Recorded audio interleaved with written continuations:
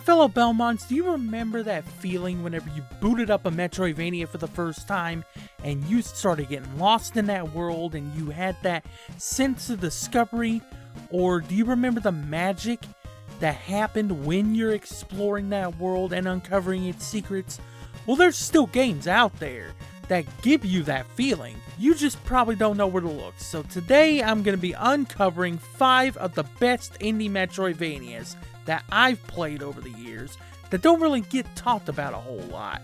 So sit down, grab a drink, grab a snack, and be sure to take some notes because these are 5 of the best indie Metroidvanias you probably never played.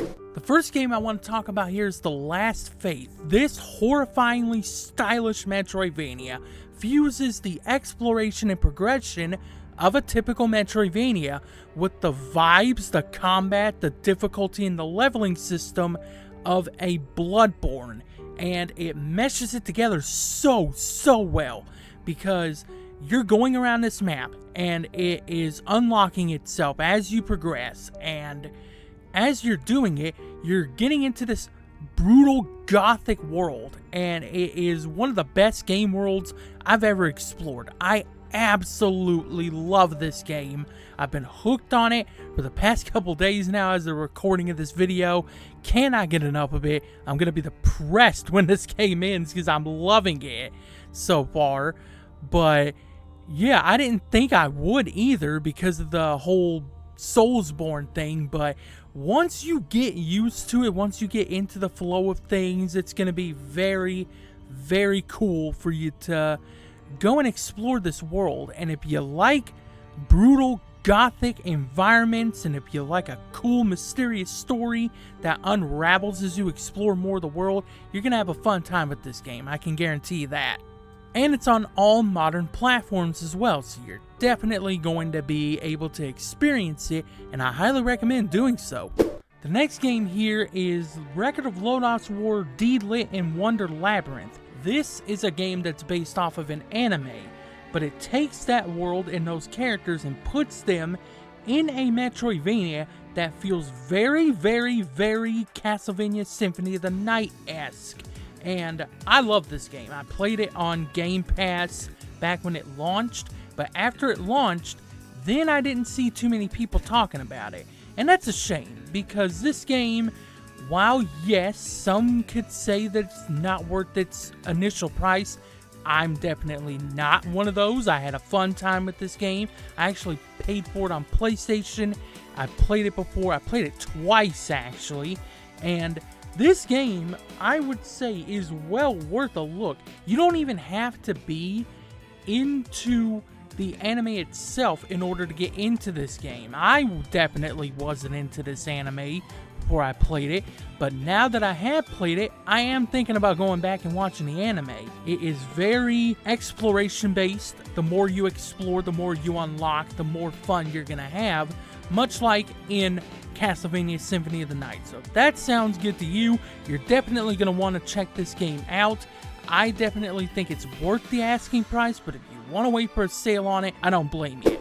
Next up here is Mamadora Reverie Under the Moonlight. This is a really cool side-scrolling Metroidvania that released all the way back in 2016. It's on modern platforms, of course. And this game right here is one that gets you in with its cute, charming visual art style. It's pixelated, very cutesy. But then once you get in, it just grips you in its gameplay and its world. And the gameplay, it's deceivingly challenging, let me tell you. When I did play this game back a few years ago, I struggled with it quite a lot.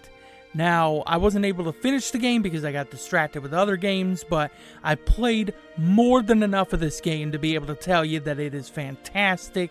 It's definitely worth picking up. It is very cheap, and it goes on sale quite often, so you can probably get it even cheaper if you wait for it. But if you have not played this game yet, I highly recommend it. It is a fun time. I'm going to go back and finish this eventually because I want to get that into my games beaten log, and you should get it into your backlog if you're a fan of Metroidvanias and you haven't heard of this game yet.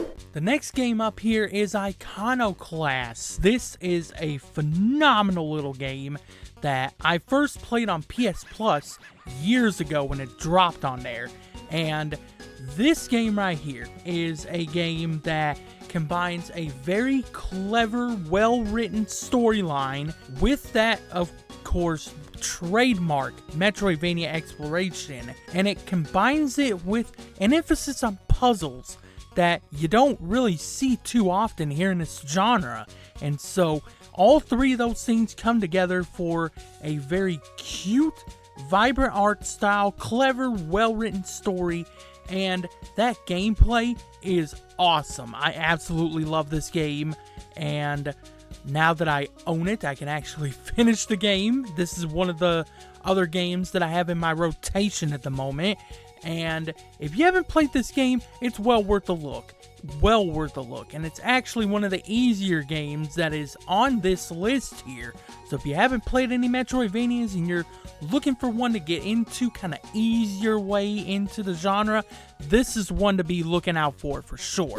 Next game up here on the list is Timespinner. This is a game that feels like it was ripped right out of the PlayStation 1 era and put onto all of our modern systems and PCs, because this game is very PS1 inspired, from the visuals to the gameplay mechanics and even in the story a little bit, because it combines the vibes from a combat and exploration and progression standpoint of a Castlevania Symphony of the Night, which explains why I finished it in a week when I played it back in 2022. And it combines that with a really cool and deep sci-fi time travel storyline that kind of feels on par with the storytelling in Chrono Trigger. I'm not even kidding you. That's how good the storytelling is in this game. I'm telling you, it is a great game. Now, what this game does that I think separates it from everything else on this list is, with that time travel mechanic, it introduces a mechanic that lets you freeze time, but not only that, it lets you be able to use your enemies as platforms as a result of you freezing time. That right there separates this from any of the other Metroidvanias that I've covered on this list, and that alone should be well worth checking it out. But it has one of the best game worlds I've ever explored. It has a great story to it. The soundtrack is fire. And there is a sequel to this game in development right now. So you might want to play this game before that comes out. And it is very cheap. It goes on sale often too. So you're definitely going to want to get into this, especially because it's on all modern platforms, like I said. So definitely, if you have not played this game, check it out. And with that, there are 5 of the best indie Metroidvania games that you probably haven't played, but you should. Let me know down in the comments below if you have been sold on any of these games, if you haven't heard of any of them before. If you have played any of these games before, what are your experiences with them? Let us know in the comments below. And if you enjoyed the video, please be sure to leave a like. It will really help me out a lot. If you're new around here, you might want to subscribe. I talk about Castlevania, Metroidvanias, horror games over here. And from time to time, I like to dabble into other topics as well. If that sounds cool to you, hit that sub button. But I am going to get on out of here. But before I do, remember, have fun on the hunt, my fellow Belmonts. I'll see you in the next video, and peace out.